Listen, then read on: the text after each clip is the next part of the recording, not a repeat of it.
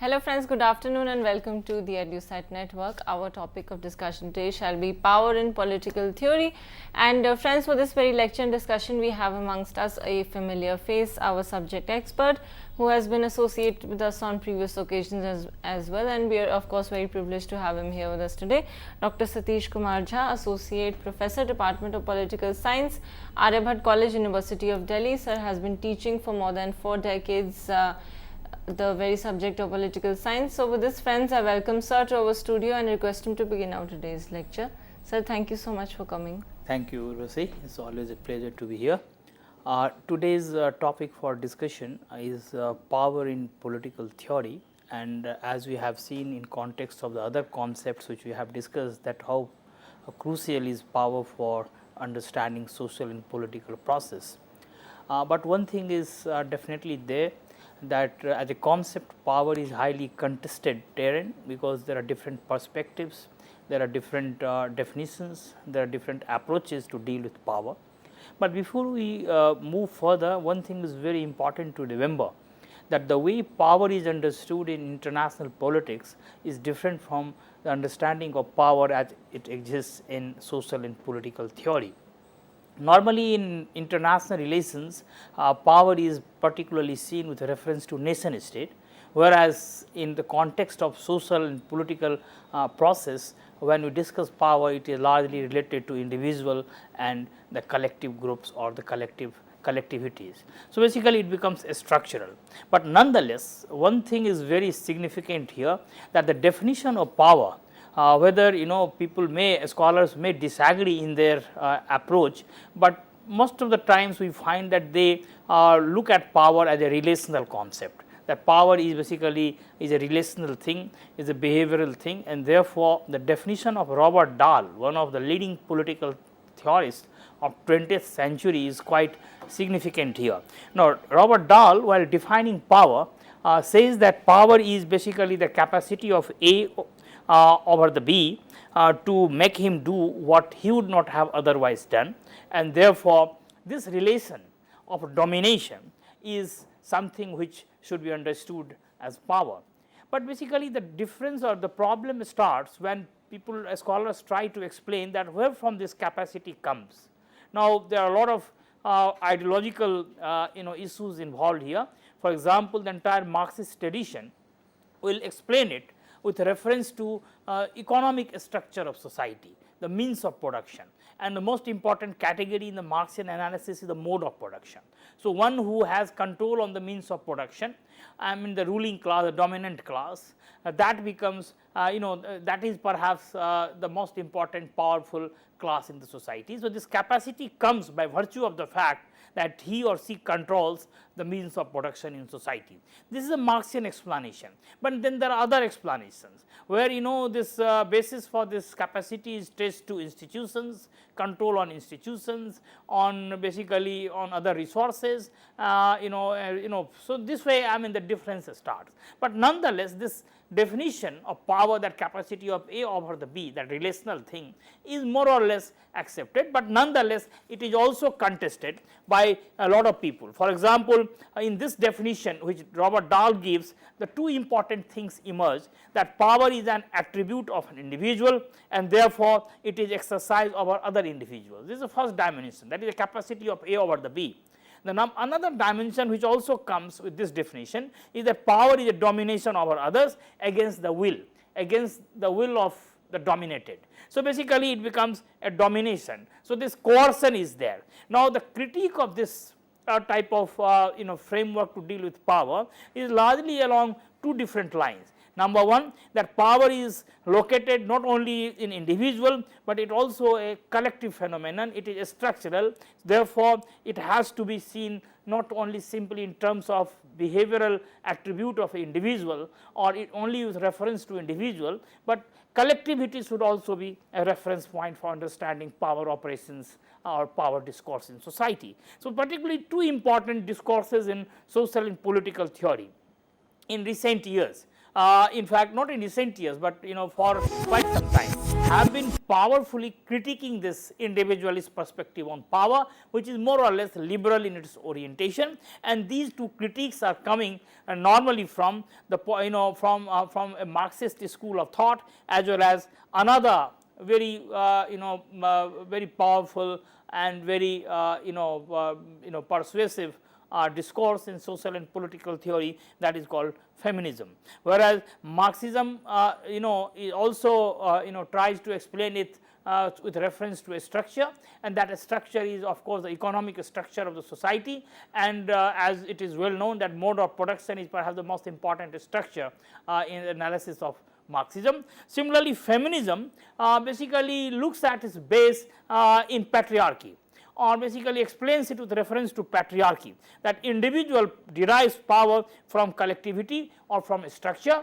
If Marxism would say that individual derives this capacity from the economic structure of society, the feminist would argue that this power comes to individual from the patriarchal structure, that is a male dominated structure, and that structure is ideologically rooted. So, this way two important critiques of this individualist perspective of this definition, which is provided by Dahl, comes before us. The second critique is that power is not simply domination, but power is also a kind of willing acceptance of things. So, consent is also there.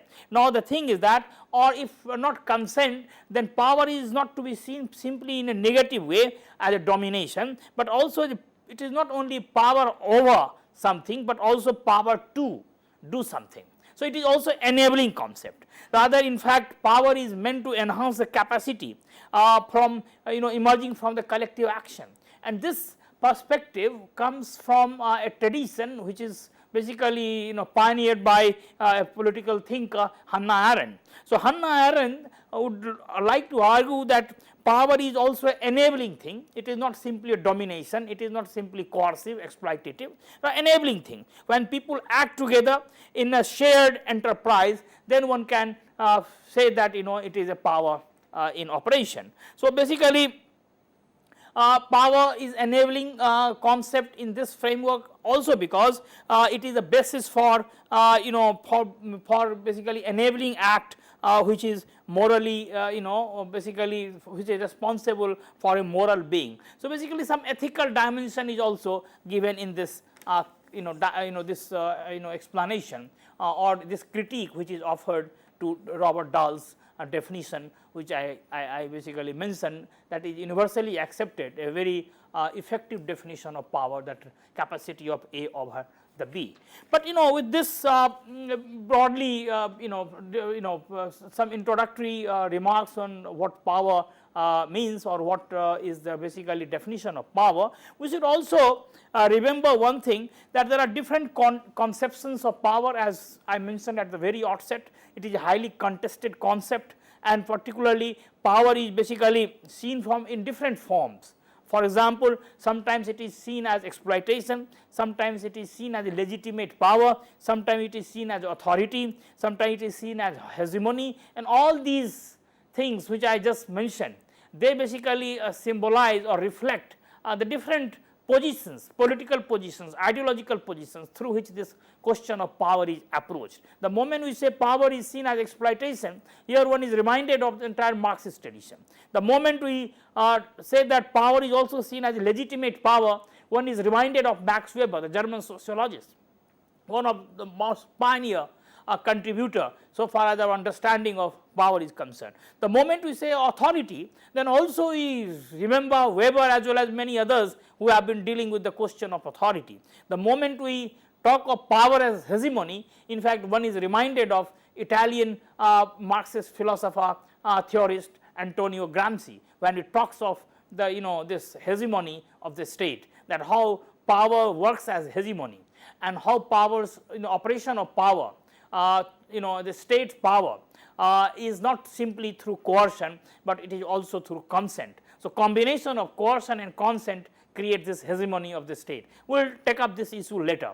So, therefore, when we talk of power, basically there are different ways in which power is perceived and understood. Now, of course, the ideological, so far ideological issues are concerned, the most heated or most contested positions are one which comes from liberalism and other which comes from Marxism. And of course, within Marxism also there are a lot of variations. There are a lot of debates within Marxism. In fact, there was a time when Marxism had a mechanical way to look at state institutions and the power and the ruling class and its exploitation and domination. But subsequently we find that within Marxism lot of thinking took place, and then there was a very profound argument which came from the Marxist school, and two important names here can be cited. One is the Italian philosopher, thinker Antonio Gramsci, as I just mentioned, who talks of the hegemony of the state and very subtle way in which the power works as an ideology. So, this is something what Gramsci brought into the discussion of Marxism. Of course, there were traces of this working of the ideology within Marxism, but then Gramsci further refined it, fine tuned it, and basically provided a very well nuanced and well argued position on basically power. Now, similarly, the another development took place when this German Marxist philosopher Louis Althusser, he also came with a very profound understanding of power and the structural understanding of power, because Marxism, as I mentioned earlier, that it basically looks at power as a structural phenomena. It is not a individual attribute. It does not look at power as an event or a process, rather it is a structure. The larger part of the larger structural reality of society, the socio-economic reality, one can say in the classical Marxian framework it was the mode of production, but subsequently with Gramsci and Althusser we have a more profound understanding of this structure. If Gramsci expanded it in direction of hegemony, Althusser built on a different, not altogether different, but a related premise, and he calls it ideological state apparatus, that how ideological state apparatus works and how this ideological state apparatus leads to creation of ideology, and this is how the power of the ruling class is basically facilitated. So, this is how they have tried to develop the way within capitalism the state works, the way the capitalist class, the ruling class controls the state apparatus, and this is how it basically exploits the working class, or basically the proletariat, or the dispossessed and the deprived people. So, this is how this has taken this debate has basically happened within Marxism. Within liberalism also we find that lot of developments have taken place, not broadly calling themselves as liberal political theorists, but some of the arguments which they put forth can be broadly put within the category of liberalism. And one such tradition of course is traced to Max Weber, the German sociologist, when he talked of three different authority system: rational, legal, traditional and charismatic. And from that authority system he basically talked about the question of legitimacy and authority, and this is how he basically looked at the question of power. So, contemporary times what we find that a lot of writings have emerged which basically are influenced by this Weberian tradition. But apart from this Weber, there are other traditions which are not basically related to Marxism, and some of the arguments are can be called broadly as a liberal discourse, and they are basically, for example, Hannah Arendt, one can put it, Stephen Lukes, one can put it, the sociologist Talcott Parsons, structural functionalist Talcott Parsons can be named here. Similarly, there are many others, but therefore, this term liberalism is slightly problematic here, because when we talk of liberalism we believe we mean by corpus of ideas which basically make it quite specific. So, they may not themselves identify they may not identify themselves as a liberal thinker the way we understand in political theory, but nonetheless their positions are more or less akin to this liberal thought. But one thing is to be remembered, that structure is an important dimension in some of these thinkers like Talcott Parsons, but liberals normally do not give that much importance to structure, because they give more importance to individual. So, with this basically this brief background, what I would like to discuss now, that how this power has been basically understood in different traditions. Now, as I mentioned, that normally it is understood as ability, strength, capacity. For example, the moment we say electric power. So, electric power basically implies the capacity, the electric capacity. So, this way this capacity, strength or ability are basically sometimes they connote this term power. Now, but in social and political theory, when we talk of power, it refers to ability to do things, the capacity to produce effects within the social interaction. So, this way there is a change in basically the connotation from power in the general discourse and the power in social and political theory. Now, what happens that here Talcott Parsons is quite significant a thinker to discuss. As I mentioned that there is one negative connotation, another is positive connotation. Negative connotation is in terms of domination, coercion, exploitation, so on and so forth. Positive connotation, that it is also enabling thing, that it is not simply a negative attribute, but also a positive thing, that once you have a power, then you are capable of doing certain things, you are capable of achieving certain things, and those achievements may be social, may be individual, whatever, but it is basically enabling, it has an enabling effect on individual whosoever possesses this power. So, this is how Hannah Arendt tried to look at it, that it is not only power over, but also power to do something. So, this way this is a very significant position so far as this positive connotation of power is concerned. Now, Talcott Parsons interestingly, when he discusses power, he treats power as analogous to money, and he says that the way money is a very is enabling thing. For example, there is number one, that money is, there is a circulation of money in society, and similarly Parsons say that power also circulates. Now, the possession of money basically enables the possessor or provide the possessor the capacity to secure economic goods and services. The moment you have money, you feel empowered, you feel enabled, because now you can buy something, you can get something. Now, similarly he says that power also secures performance of political obligation. The moment you have power, you basically get enabled, that you can do something. So, this way it is a highly enabling thing like money. So, this analogy which he draws. Now, Parsons looks at power from two different angles. The number one, that it is as a facilitator, power as a facilitator. Now, it basically facilitates achievement or accomplishment of things. So, it enables people to get certain things done. And number two, he says that it has a systemic character. Number one, it is basically facilitative character. Number two, it has a systemic character. And the systemic character is that power basically, when you talk of power, basically you refer to the entire social system. It is not merely an individual, but a social system as a whole. As a structural functionalist, he is basically using the term system. So, he says that when you talk of power, we do not simply refer to individual act or individual entity, but we refer to the entire structure.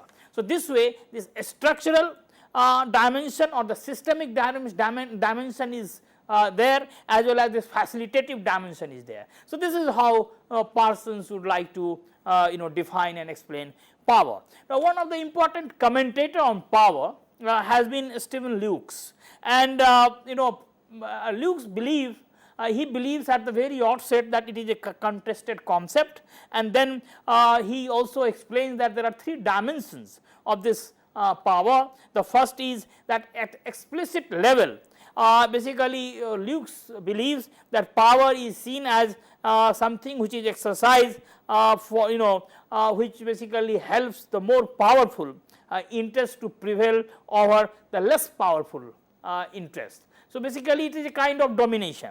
Now, this is what Dahl was also trying to say through his definition. So, this is very close to what Dahl's position is.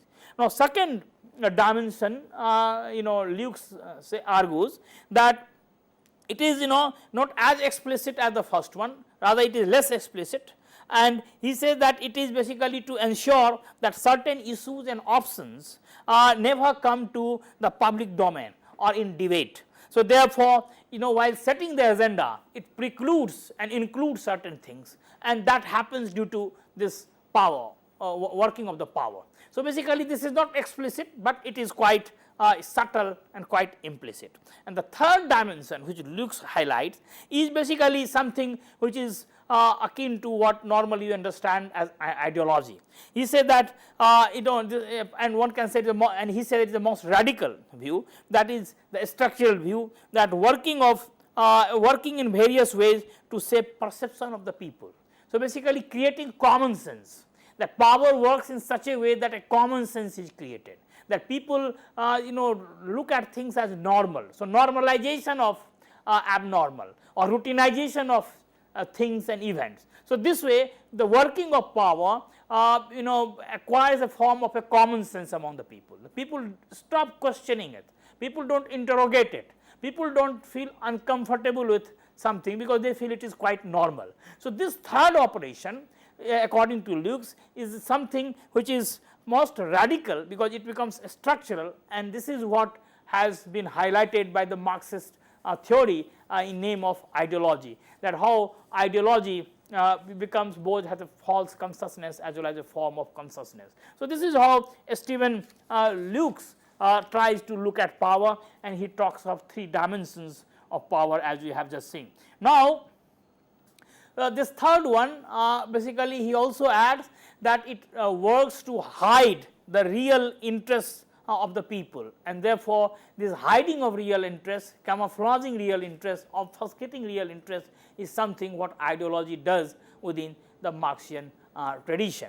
So, this way looks at power from the three different dimensions as I have just now mentioned. Now, the thing is that the second tradition, the first we have seen that power as a facilitator, and then we have also seen power as a structural, power as individual, as Dahl was trying to explain, and most of the liberal scholars are comfortable with this definition. Even Max Weber, he believed that power is the attribute of the individual.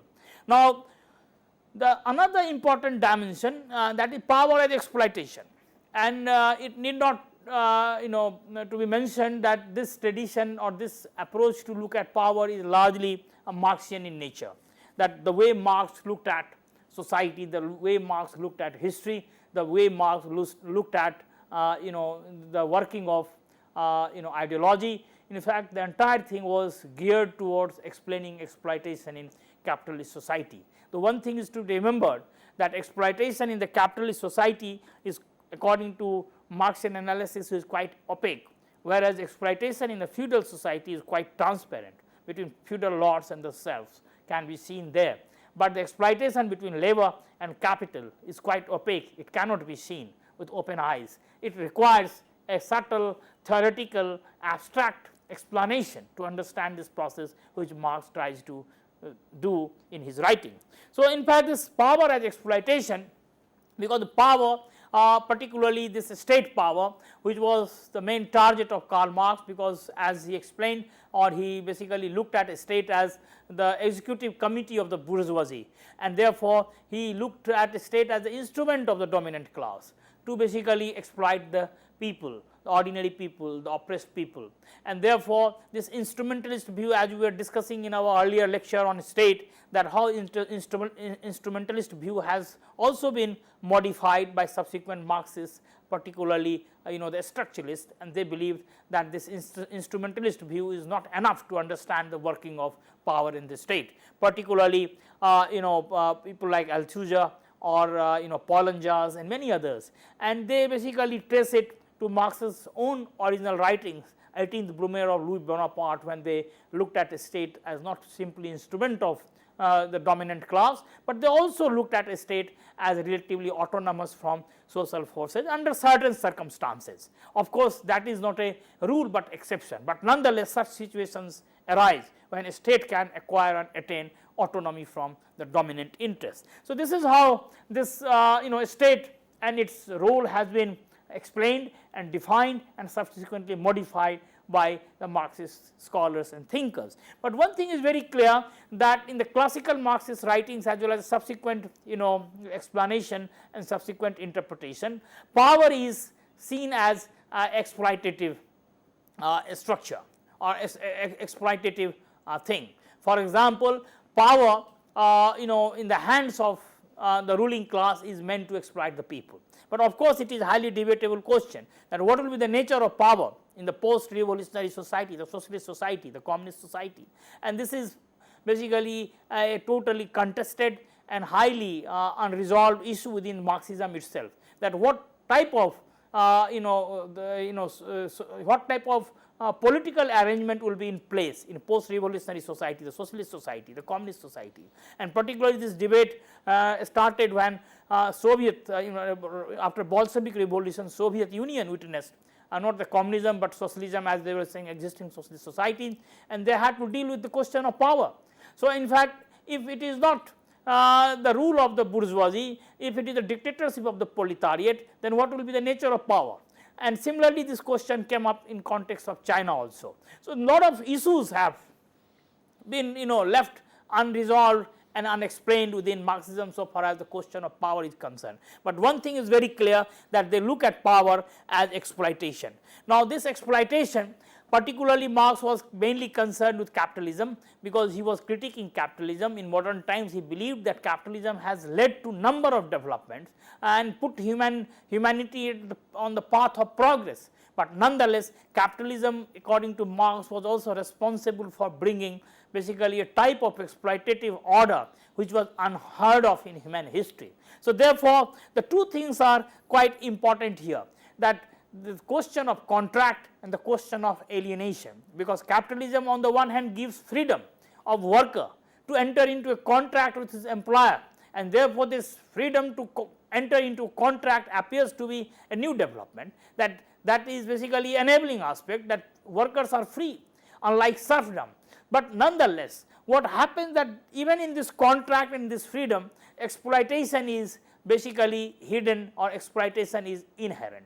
So therefore, this exploitation leads to alienation of worker in a capitalist society. And while talking of alienation, Marx talked of fourfold alienation of worker, but how they are alienated from their own self, they are alienated from their fellow beings, how they are alienated from nature, and how they are alienated from their own product. So this way, this alienation is all pervasive, and this happens largely because of the exploitative, or one can say that unjust use of power, and this power is used by the state apparatus, by the ruling class, by the coercive arm of the state. So therefore, what happens that within Marxist tradition, this power as exploitation has been looked at. Now I will discuss this Gramsci and Althusser later, because they have modified and refined it, that they simply feel that it is inadequate to understand the working and functioning of the state simply as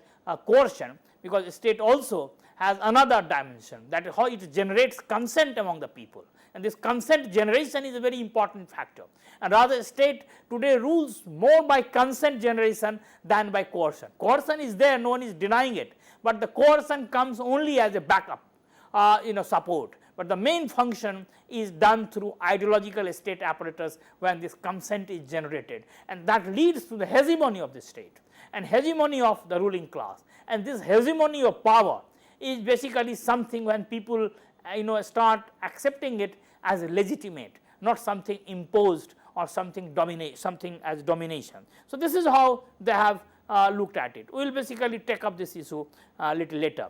Now another question, the power as exploitation is one perspective, but another perspective is power as authority, legitimacy, and so on and so forth. And it is here that Max Weber, the German sociologist, becomes very important. Now this Weberian tradition, is power, the significance of power is quite very much there, and Weber basically believed that when rules are obeyed and rules are complied with, largely because the consent of the people, then that means that it is the affirmation of the legality of that rule. So it is not simply by coercion, but it is affirmation of the legality. So, basically the legitimacy question, that it is legitimate, that why people give the consent. Now, what happened that according to Weber, that there is a close relationship between between power, authority and legitimacy. Now, raw power becomes authority only when the legitimacy comes into the picture, and legitimacy is something that when it is in the eyes of others, it becomes legal, it becomes moral, it becomes ethical, it becomes normal, then it is called legitimate. For example, the political obligation towards the state among the people is largely a question of this the legitimacy, and if it is not legitimate, then people rebel, people revolt and revolutions take place. But till the time they do not consider it illegitimate, basically voluntary submission or basically voluntary obedience of law and or diktats can be called something as legitimacy. So, therefore, what happened, the legitimacy is the important basically dimension in understanding power and also authority. Now, when Weber talked of authority system, basically he talked of three different types of authority system, and the first type he said it is a rational legal authority system, and this is basically related to this modern period in history, that this rational legal is basically implies this industrial society or a bureaucratic state in industrial context, industrial society. So, bureaucratization of society, because bureaucracy is a very important instrument for conducting the affairs in this industrial modern society. So, therefore, there are certain features of rational legal, but one of the important feature is it is an impersonal rule, it is not personal like the other forms of authority system. So, impersonality is one of the important characteristic of rational legal system according to this Weber's understanding of authority. The second authority system according to Weber is basically the traditional authority system. Now, if the rational legal is modern authority system, then traditional authority system is basically a kind of system which predates modern, and here what happens, that is the historical and cultural resources which provide the basis for this authority system. It is not the legal framework of the government and the state. So, basically it is the historical cultural resources. Now, what happened, that the example of this traditional authority system can be found in the tribal chiefs or religious leaders, that how they exercise authority, how they wield power. They do not wield power on basis of constitutional laws, or they do not wield power because of any coercion. Then how people accept their orders, how they comply with their orders. It is done largely because of the historical and cultural resources which support their authority system, and historically they are considered valid, culturally they are considered to be their duty to issue orders. So, therefore, this traditional authority system is something like this. The third is the charismatic authority system, and this charismatic authority system is basically neither purely traditional nor purely modern, the combination of both. It can exist in both traditional context as well as the modern context, and it is a personal quality of the individual. Now, for example, there are a lot of charismatic leaders in the world who have been known for wielding lot of authority on the people.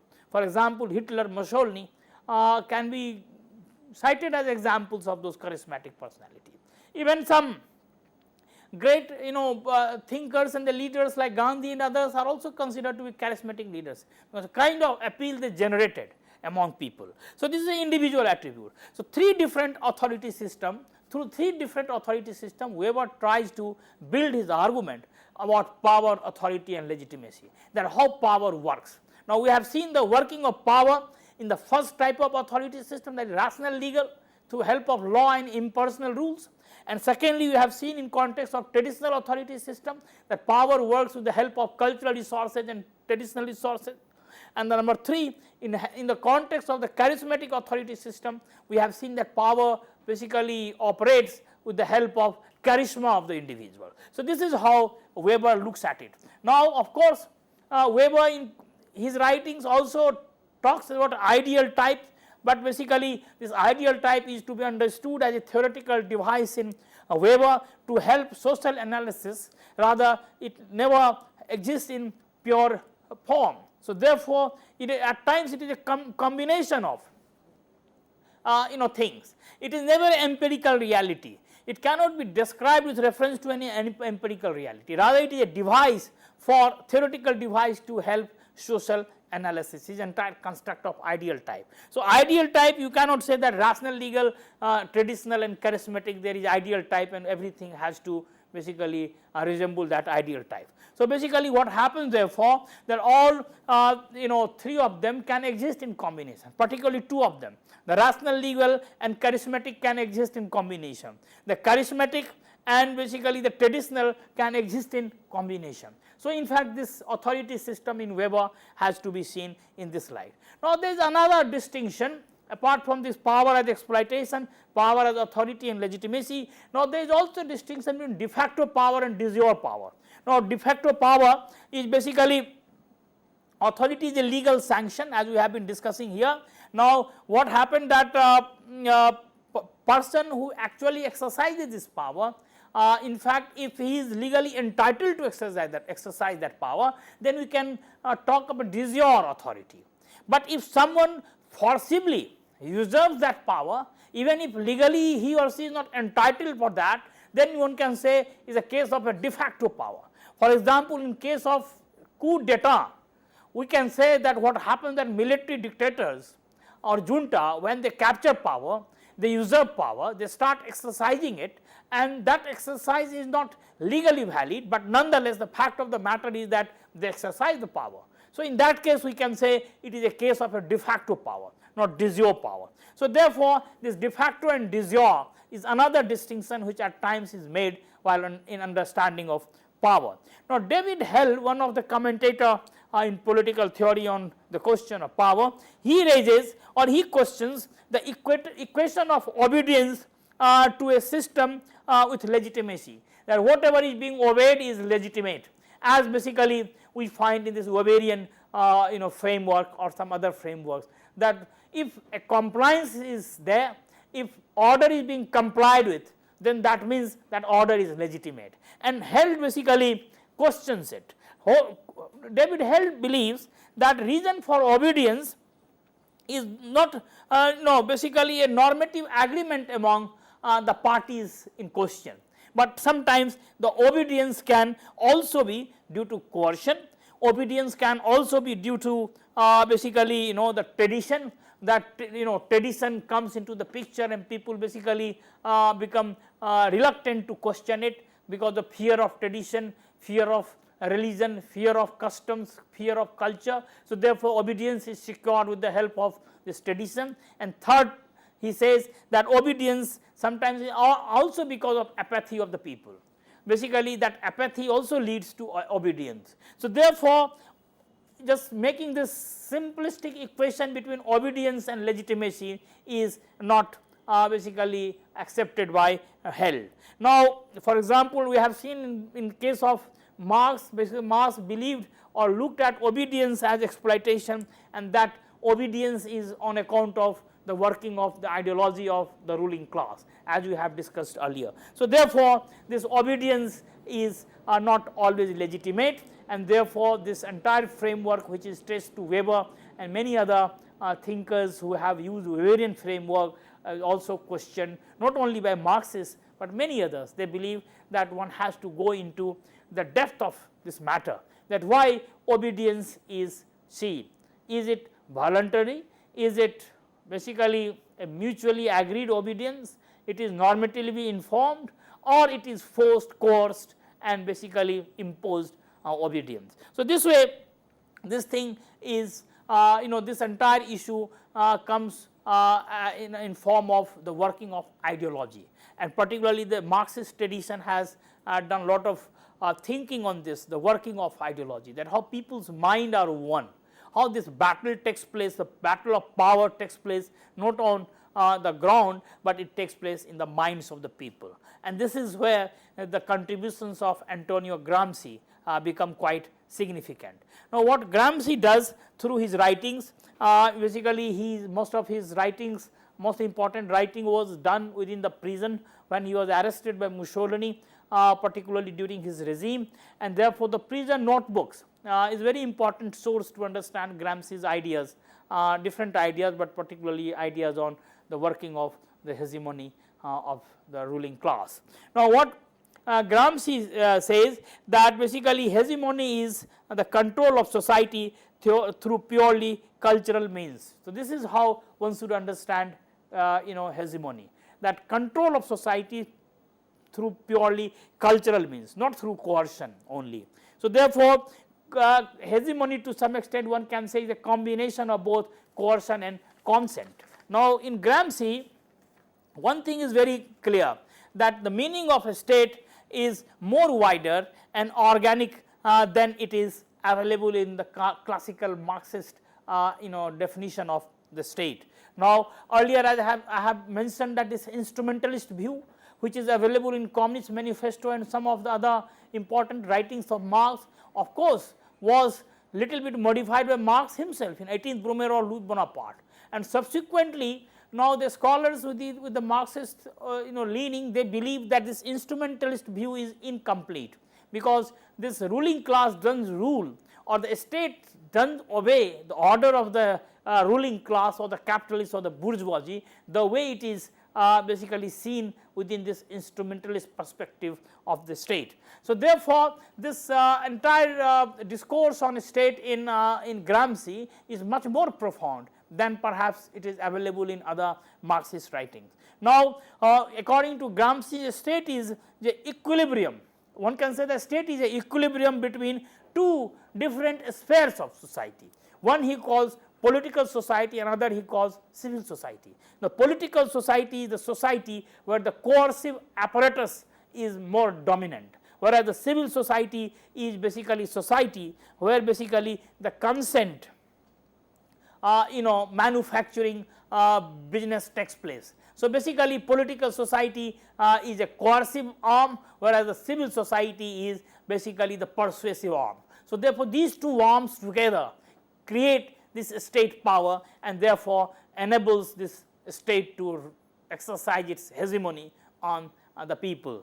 Therefore, this is a very profound understanding of the working of ideology. Now, the civil society within the Gramscian framework is basically includes private associations, private bodies like family, church, schools, where basically the minds are molded, where minds are oriented, where basically battle of minds takes place. So, therefore, the civil society is very important, and therefore, one should also remember that a person who was in the prison was facing the coercive arm of the state, but he was still arguing that it is not through the coercion that the state is surviving.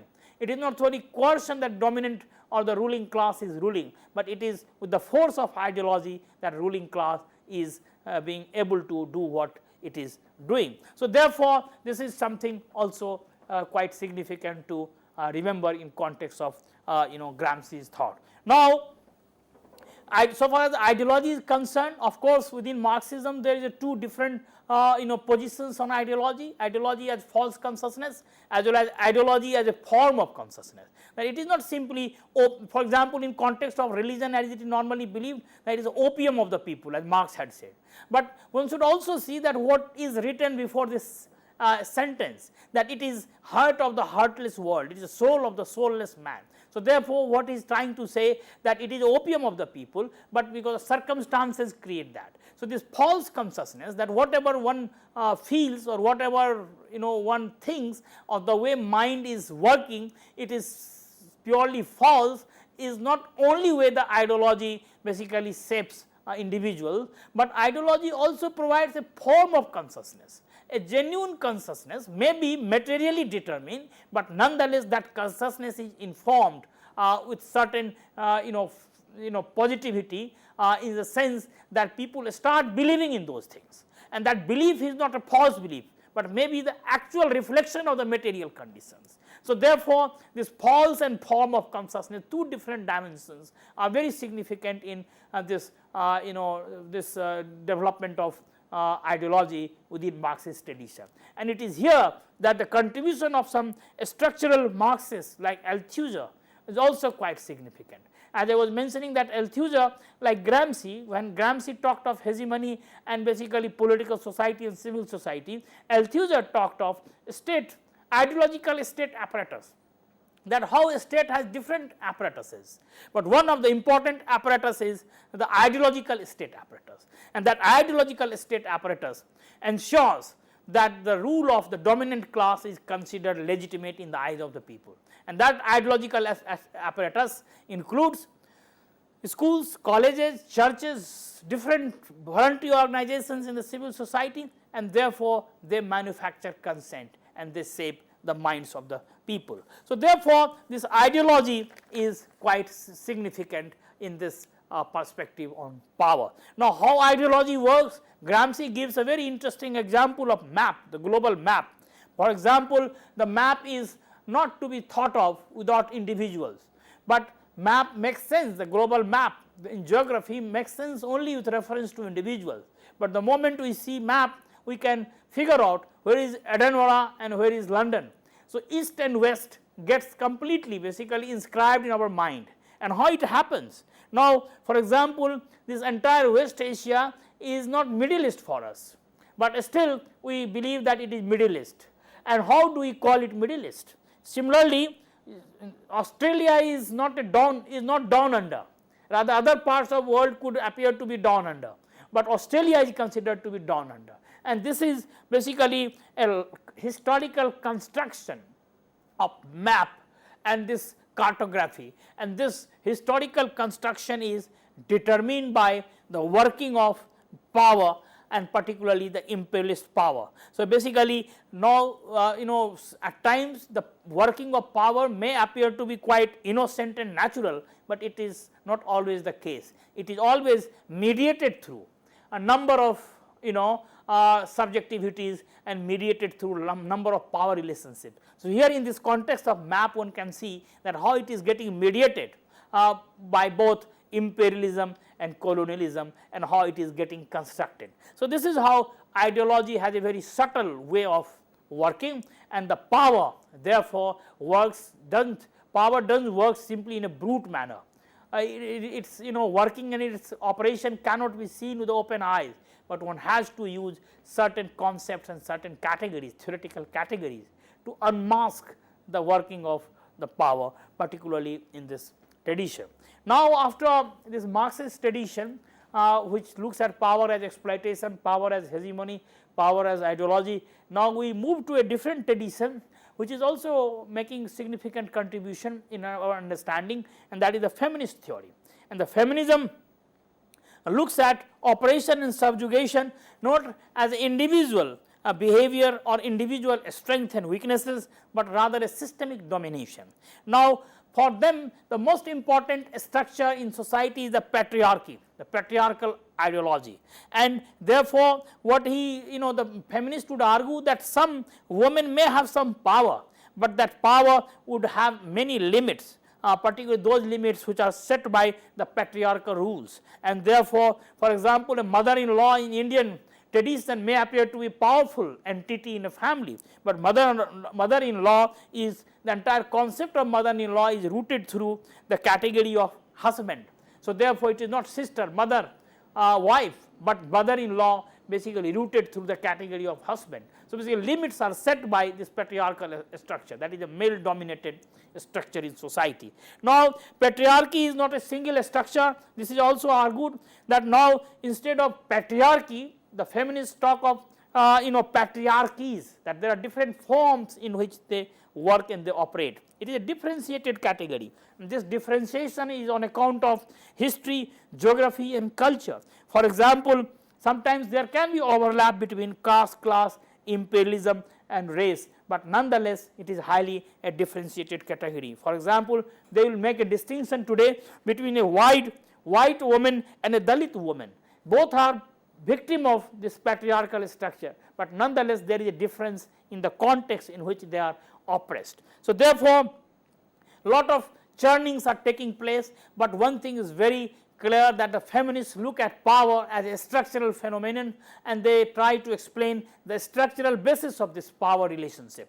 And in their discourse, this patriarchy is perhaps the most important reference point for understanding this structure of domination and subordination. Now, feminism of course has different schools and different approaches to look at power. For example, the liberal feminism looks at the deficiencies of liberal conception of liberty, equality and law. They would like to make corrections and rectifications within law in order to bring equality and justice, whereas the Marxist feminists would critique gender blindness of the class analysis, which is perhaps the hallmarks of Marxism, and therefore they would like to bring this gender sensitivity.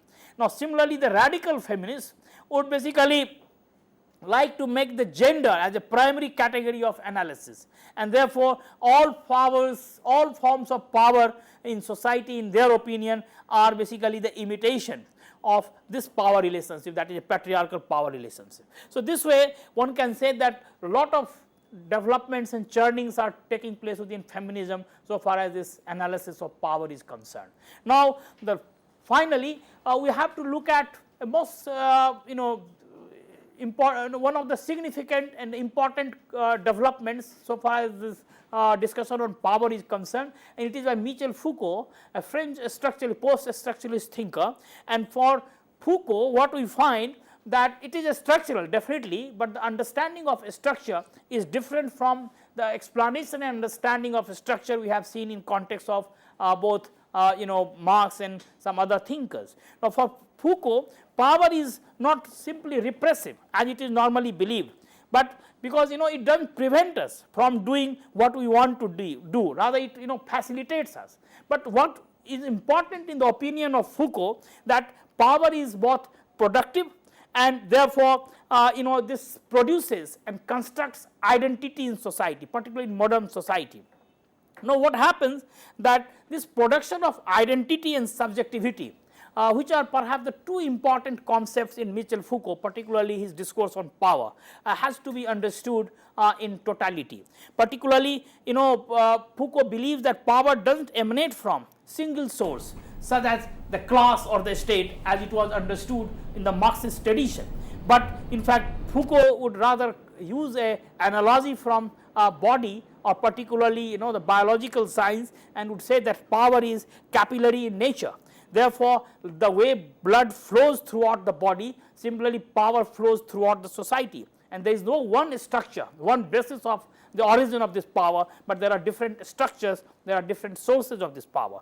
Now, one can find some similarity between Hannah Arendt and Foucault and Parsons as well, but nonetheless their uses of power is particularly capillary, and this productive is different from Hannah Arendt and Parsons. Now, one thing is very important to remember, that how these modern societies through the instrumentality of governability is leading to number of subjectivities, and it is here, this is not, in opinion of Foucault, it is not only the state which dominates, it is not the state which creates this subjectivity, but there are number of agencies, the psychiatrics, the medical sciences, the prisons and so on and so forth. So, basically knowledge power discourse is quite significant to understand in the working of power in modern society. So, this way it is a very profound discourse on power, the way he is looking at the working and operation of power in context of postmodern situation, as the postmodernists normally would argue. I will stop here.